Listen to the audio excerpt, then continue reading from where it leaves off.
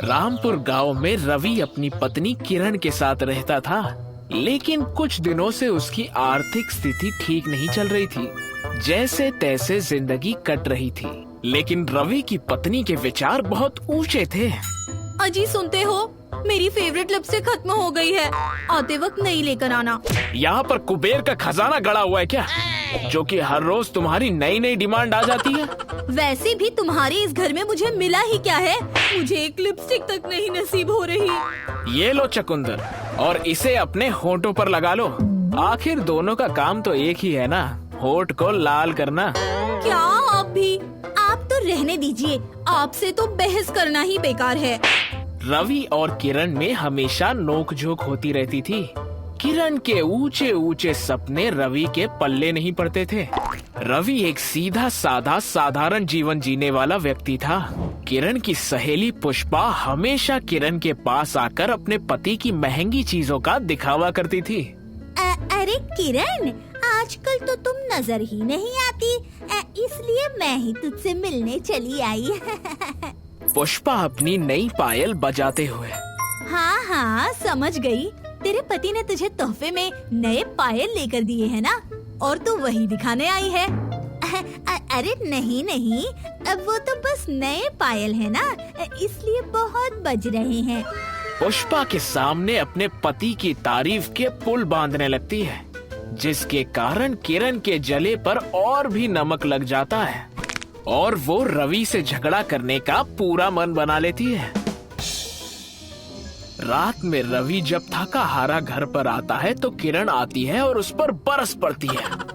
अरे क्या हो गया, तुम यहाँ पर बैठकर बिल्ली की तरह क्यों रो रही हो? वहाँ पुष्पा का पति है कि उसके लिए महंगे महंगे तोहफे लेकर आ रहा है। अरे भगवान, हमें दूसरों की नकल नहीं करनी चाहिए। उल्टा मैं जिस मैच बॉक्स बनाने वाली कंपनी में काम करता था वो भी बंद हो गई है। तो क्या अब हम खाली मैच बॉक्स के डिब्बों का घर बनाकर रहेंगे? वाह, ये अच्छा आइडिया है।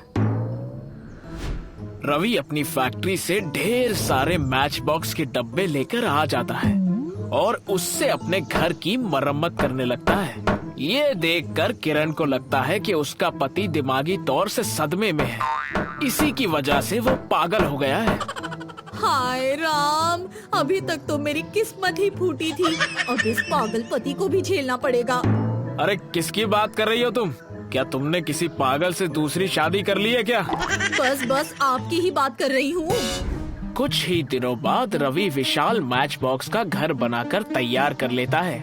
आसपास के गांव में उसके विशाल मैच बॉक्स के घर के चर्चे होने लगते हैं और कुछ मीडिया रिपोर्टर्स भी रवि के घर पर आ जाते हैं।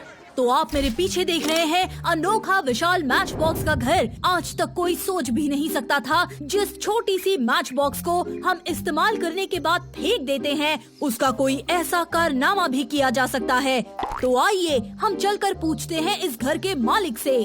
अब हम क्या ही बोले, ये मैच बॉक्स का घर तो हमने अपनी पत्नी के लिए बनाया है। इसका मतलब आप अपनी पत्नी से इतना प्यार करते हैं जैसे कभी शाहजहां ने मुमताज से किया था। जैसे शाहजहां ने अपनी पत्नी के लिए ताजमहल बनवाया था, आपने अपनी पत्नी के प्यार में उसके लिए मैच बॉक्स का घर बना दिया। अरे नहीं नहीं मैडम, हमारी पत्नी हमेशा गरम तवे की तरह लाल रहती है। पता नहीं किसी दिन वो हमारे घर को आग लगा देती, इसीलिए मैंने फायर और वाटर प्रूफ मैच बॉक्स का घर बनाया है। आजकल कुछ भी पॉसिबल है, एक पति अपनी पत्नी के डर से कुछ भी कर सकता है। चलिए बात करते हैं इनकी पत्नी से। किरण जो पहली बार टीवी पर आने वाली थी, इसीलिए वो अपना मेकअप करने में लगी थी। तभी रिपोर्टर कैमरामैन के साथ कमरे में घुस आते हैं। तो मैडम आप क्या कहना चाहेंगी? हम क्या ही कहेंगे, आप तो यूं ही कैमरा लेकर घुस आई मेरे कमरे में। अभी तक तो हमारा मेकअप भी पूरा नहीं हुआ। मतलब आप मैच बॉक्स के घर के बारे में क्या कहना चाहेंगी? और इसके बारे में कहना ही क्या है, my husband is very haunted. You mean talented? ऐसे ही विशाल मैच बॉक्स का घर फेमस हो जाता है और दूर दूर से लोग उसे देखने के लिए आने लगते हैं और इसी वजह से रवि अपने घर को देखने के लिए टिकट लगा देता है। जिससे उसकी अच्छी कमाई हो जाती है। किरण के तो पैर भी जमीन पर नहीं रुकते। एक दिन पुष्पा उसके घर पर आती है। You know English? My husband is very famous in this village. ओहो किरण, तेरा तो पूरा रवैया ही बदल गया। I have money, baby. Money is the only honey. Piyush की आज बर्थडे पार्टी थी। सभी पार्टी में डांस कर रहे थे। सभी खूब एंजॉय कर रहे थे, पर सबकी निगाहें उस बड़े से 4 मंजिला केक पर थी, जिसे पीयूष कुछ देर में काटने वाला था। जल्दी पीयूष केक के सामने चाकू लेकर खड़ा हो गया और बोला, दोस्तों सब आ जाओ, अब मैं केक काटने वाला हूं। तभी पीयूष का दोस्त लालू बोला, हाँ यार जल्दी काटो, ये चॉकलेट फ्लेवर का केक देखकर बार बार मेरे मुंह में पानी आ रहा है। पीयूष ने तुरंत बोला, लालू तुम्हें शायद याद नहीं, मैं केक काटने के बाद कुत्तों को खिला देता हूँ और किसी को नहीं खिलाता। हाँ अगर तुम भी कुत्तों वाली कैटेगरी में हो तो बात अलग है। पीयूष जोरदार ठाका मारकर हंसने लगता है। सारे दोस्त लोग भी साथ हंस पड़े। लालू अपनी इस बेइज्जती को बर्दाश्त न कर सका और वहां से जाने लगा। तभी पीयूष ने फिर बोला, अरे लालू कहाँ चल दिए भाई, गली के कुत्तों के साथ खड़ा होने की कोई जरूरत नहीं, तू यहीं रह, मैं दूंगा केक खाने को। सभी पीयूष के साथ हंसने लगे। लालू रोता हुआ वहां से बाहर निकल गया। वो रोते रोते घर जा रहा था। वो पैदल चलते हुए रोड के किनारे चल रहा था। तभी अचानक वो चीखने लगा। सामने से एक गाय रोड क्रॉस कर रही थी।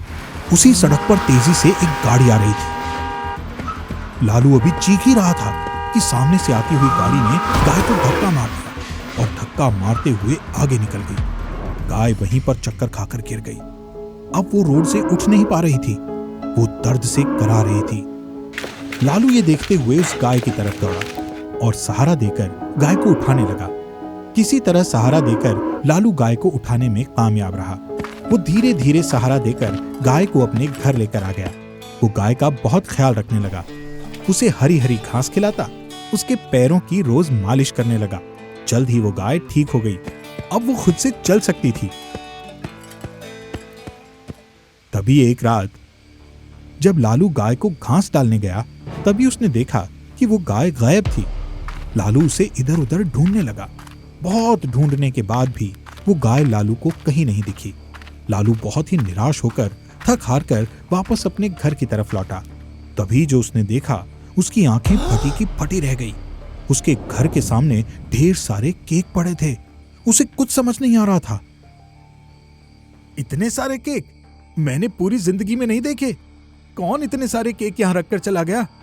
पर ये केक ऐसे लाइन से क्यों रखे हैं? चलो जरा लाइन के सहारे चलें। कहां तक आखिर ये लाइन जा रही है? तभी वो लाइन के सहारे चलने लगा। अब जो उसने देखा, फिर से उसे अपनी आंखों पर भरोसा नहीं हो रहा था। वो गाय उसके सामने खड़ी थी और वो गोबर की जगह केक दे रही थी। लालू ये देखकर बहुत खुश हुआ। उसने दौड़कर गाय को गले से लगा लिया और बोला, थैंक यू गाय जी। देखना, अब मैं आपकी मदद से गांव के सारे गरीब बच्चों को केक खिलाऊंगा। उन्हें केक की वजह से मेरी तरफ बेइज्जत नहीं होना पड़ेगा। लालू बहुत खुश रहने लगा। वो सभी गरीब लोगों को केक बांटने लगा। सभी गांव वाले इसका बहुत शुक्रिया अदा करते। जल्द ही लालू शहर में भी केक भिजवाने लगा और उसे बेचकर पैसे कमाने लगा। जल्द ही वो बहुत अमीर हो गया। वो सब लोगों की भलाई भी करता। तभी लालू का जन्मदिन आ गया। गांव वालों ने लालू के लिए एक 10 मंजिला बहुत बड़ा केक मंगाया। पीयूष को जब ये बात पता चली तो वो भी लालू की बर्थडे पार्टी में आ गया। पीयूष लालू की तरक्की, मान, आदर देखकर काफी जल रहा था। वो वहां से जाने लगा। तभी वहां लालू आ गया और बोला, पीयूष आने के लिए शुक्रिया। मैं तुम्हें बुलाना भूल गया था यार, पर आज जो कुछ मैं हूँ तुम्हारी वजह से हूँ। अगर तुम उस दिन मुझे बेइज्जती करके अपनी पार्टी से बाहर नहीं निकालते तो मैं उस गाय की मदद नहीं कर पाता जिसने मुझे ये सब दिया। क्या गाय ने? हाँ, गाय ने। तभी लालू ने पीयूष को सारी बात बताई और उसे गाय के पास ले गया। गाय को केक देते देख पीयूष हक्का बक्का रह गया। पीयूष ने गाय को नमस्ते किया और इस अजूबे को सोचता हुआ अपने घर चला गया।